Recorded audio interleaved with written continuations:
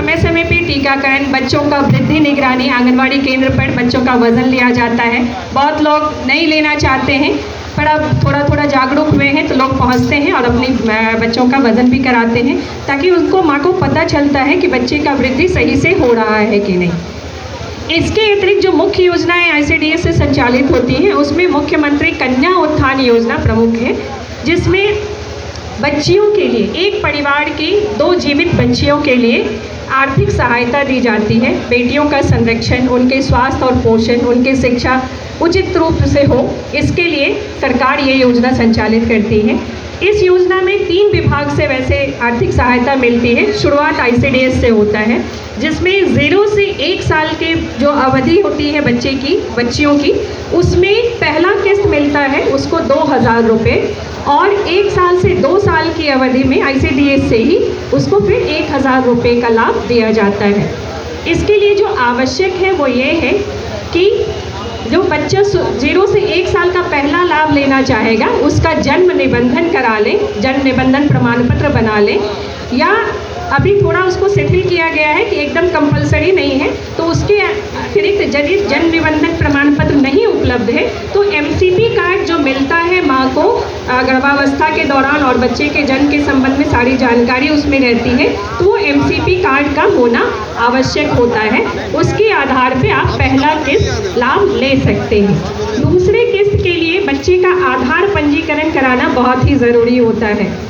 आप सभी को बताना चाहेंगे कि 0 से 5 साल के उम्र के बच्चों के लिए प्रखंड में RTPS काउंटर पे निःशुल्क आधार निबंधन कराया जाता है। सभी बच्चों का आधार निबंधन जरूर कराएं आप लोग। हर सरकारी योजनाओं में या अन्य चीज़ों में भी आधार की आवश्यकता होती है, तो ज़रूर से ज़रूर करा लें आधार निबंधन। तो 1000 रुपये के लिए जो दूसरा किस्त होता है कन्या उत्थान योजना के तहत, उसमें आपको बच्ची का जन्म निबंधन और आधार पंजीकरण कार्ड अवश्य रूप से देना होता है। तो ये सभी कागजात आप जब देंगे तो आप इसका लाभ ले पाएंगे। कोई भी आम नागरिक भी ऑनलाइन आवेदन कर सकता है, या आंगनवाड़ी केंद्र पर सेविका के माध्यम से, या महिला पर्यवेक्षिका हो, या ये प्रखंड स्तर पे बाल विकास परियोजना पदाधिकारी के माध्यम से हो, आप वहाँ सारी जानकारी ले सकते हैं और आवेदन अपना जमा कर सकते हैं। इस योजना में अभी आपने सुना ही होगा, सिविल सर्जन साहब ने बताया है कि स्वास्थ्य विभाग से भी 2000 रुपये की राशि मिलती है। वो 2 साल बच्ची का जब कंप्लीट हो जाता है तो 2 साल के अंदर जितनी टीकाकरण उसको कराया जाना है, कंप्लीट इम्यूनाइजेशन उसका हो जाता है, तो 2000 की राशि के लिए वो पात्र हो जाते हैं स्वास्थ्य विभाग से। और उसके आगे फिर इस योजना में जो काफ़ी महत्वाकांक्षी योजना है, आप इसका लाभ भी लेते होंगे, शिक्षा विभाग से विभिन्न स्तर पे उसको बच्चे को लाभ दिया जाता है। दूसरी केंद्र सरकार की हमारी योजना है जो ICDS से संचालित है, वो है प्रधानमंत्री मातृत्व वंदना योजना। ये सुरक्षित मातृत्व के लिए है। एक महिला जब गर्भवती होती है पहली बार, तो उसको वो पात्र होती है इसकी, लेकिन इसमें कुछ कैटेगरी है जो सीमित है कि वो कैटेगरी की महिलाएं ही इसका लाभ ले सकती हैं। ये योजना पूर्व से भी संचालित थी, उस समय सभी महिलाओं को इसका लाभ दिया जा रहा था, लेकिन अभी वर्तमान में कुछ कैटेगरी है जिसके बारे में आपको बताना चाहेंगे कि उस महिला की पारिवारिक आय जो है, वार्षिक आय, वो 8 लाख से कम हो। किसान सम्मान निधि का लाभुक इसका पात्र हो सकता है। ई श्रम कार्ड धारी महिला हो सकती है। BPL राशन कार्ड धारी हो, अनुसूचित जाति जनजाति की महिला हो, या फिर दिव्यांग महिला हो। इसके अतिरिक्त आंगनवाड़ी सेविका, सहायिका, आशा कार्यकर्ता भी इसके लाभ के पात्र हो सकते हैं। इसके लिए इसमें 2 किस्त में लाभ मिलता है। पहले ये 3 किस्त में मिलता था 5000 रुपये, 3 किस्त में मिलता था, अभी ये 2 किस्त में ही मिल रहा है। तो ये 2 किस्त, पहला किस्त 3000 रुपये मिलता है और दूसरा किस्त 2000 रुपये मिलता है।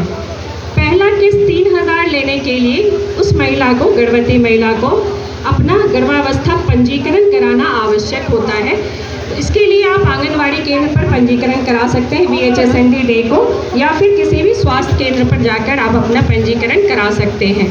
गर्भावस्था का पंजीकरण, और LMP डेट से 6 माह के अंदर उसका ANC जांच होना आवश्यक होता है। ANC मतलब प्रसव पूर्व जांच जरूर करा लेंगे तो पहले किस्त के लिए वो पात्र हो जाते हैं। 3000 रुपये के लिए आप ऑनलाइन आवेदन खुद से भी कर सकते हैं, या फिर वही जो सिस्टम है हमारा कन्या उत्थान का, आप आंगनवाड़ी सेविका के पास अपना आवेदन जमा करें और उसके आधार पे वो आप लाभ ले सकते हैं। आधार कार्ड होना ज़रूरी है, आधार सीडेड अकाउंट होना ज़रूरी है इसके लिए। दूसरा किस्त जो मिलता है इसमें वो है 2000 रुपये का, और उसके लिए बच्चे के जन्म के बाद उसका जन्म निबंधन और फर्स्ट राउंड ऑफ टीकाकरण कराना आवश्यक होता है, तो फिर आपको उसका 2000 रुपये का लाभ मिल जाता है।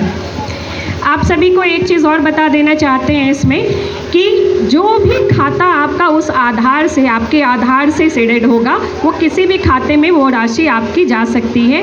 आप इसके लिए चिंतित ना हो कि यदि जो हमने खाता दिया उसमें हमारा राशि नहीं आया है। तो ये दोनों मुख्य योजनाएं और आंगनवाड़ी केंद्र पर जो योग सेवाएं दी जाती हैं वो ICDS से।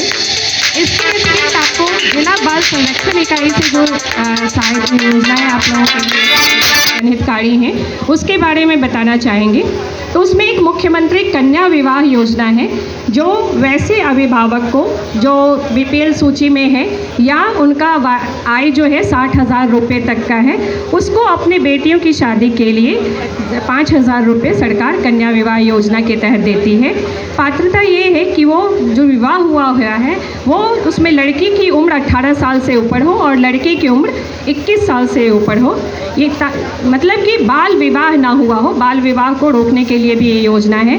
और विवाह का निबंधन जरूर कराया गया हो, ये भी ज़रूरी होता है। तो विवाह निबंधन और बाल विवाह को रोकने के लिए कन्या उत्थान योजना के तहत 5,000 रुपये की राशि BPL परिवार को मिलती है अपनी बेटियों की शादी के लिए। दूसरी योजना है परवरिश योजना। ये बच्चों के लिए है, वैसे बच्चों के लिए जो अनाथ या बेसहारा हैं, HIV एड्स कुष्ठ पीड़ित परिवार के वैसे बच्चे हैं जिन कुष्ठ के कारण यदि अभिभावक की दिव्यांगता हो गई हो, 40% से ऊपर हो, वो है। ये बच्चा भी यदि HIV पीड़ित है तो वो उसके लिए लाभुक हो सकता है। वैसे माता पिता जो कारावास में हो, बंदी हो किसी भी न्यायिक मामले में, तो उनके भी बच्चे को ये लाभ मिलता है। इसके तहत 60,000 की आय और BPL सूची में नाम होना आवश्यक होता है।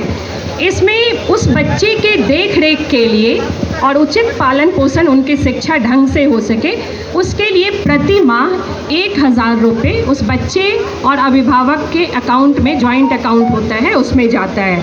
और इस लाभ के लिए इसमें एक चीज़ और बताना चाहेंगे कि ये परवरिश योजना उस माता पिता के कितने भी बच्चे हों उनको वो लाभ मिल सकता है।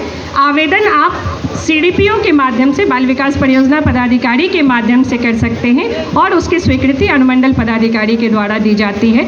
तो ज़रूर यदि आपके यहाँ इस तरह के बच्चे हों जो आपके साथ रह रहे हों तो उसके लिए ज़रूर आवेदन करें और ये लाभ लें। ये उस बच्चे के 18 वर्ष के होने तक ये राशि मिलती है। इसमें एक चीज़ और आवश्यक है कि यदि 6 साल से छोटा बच्चा है तो उसका नामांकन आंगनवाड़ी केंद्र में हो, और यदि 6 साल से ऊपर है तो उसका ज़रूर वो स्कूल में पढ़ता हो, स्कूल में उसका नामांकन हो। तो इन सब चीज़ों के लिए परवरिश योजना का लाभ सरकार के द्वारा दी जाती है अनाथ बेसहारा बच्चों के लिए।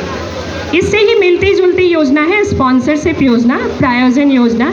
इसके तहत ऐसे ही बच्चों को जो अनाथ बेसहारा हो या विधवा, तलाकशुदा या परित्यक्ता महिला हैं, उनके बच्चे हैं, तो उसके लिए, या फिर इसमें भी वही है कि कमाऊ सदस्य परिवार का यदि कारावास में बंदी है या किसी दुर्घटना के कारण वो अपने बच्चे का देखभाल करने में सक्षम नहीं है, इस तरह के बच्चों के लिए ये प्रायोजनशिप योजना है, स्पॉन्सरशिप योजना है। इसमें आप बाल कल्याण समिति के समक्ष या जिला बाल संरक्षण इकाई में आवेदन कर सकते हैं। अंतर इसमें ये है परवरिश से कि इसमें उस परिवार के 2 बच्चे को ही लाभ मिलता है। इसमें भी बच्चे के 18 वर्ष के होने तक या 3 साल तक, जो भी पहले हो उतने दिनों तक ये लाभ मिलता है। लेकिन इसमें प्रति माह 2,000 रुपये की राशि वर्तमान में दी जाती है, तो इसका भी लाभ आप लोग ले सकते हैं वैसे बच्चों के लिए प्रायोजनशिप योजना के तहत। BPL और 60,000 का आय इसका मानक है।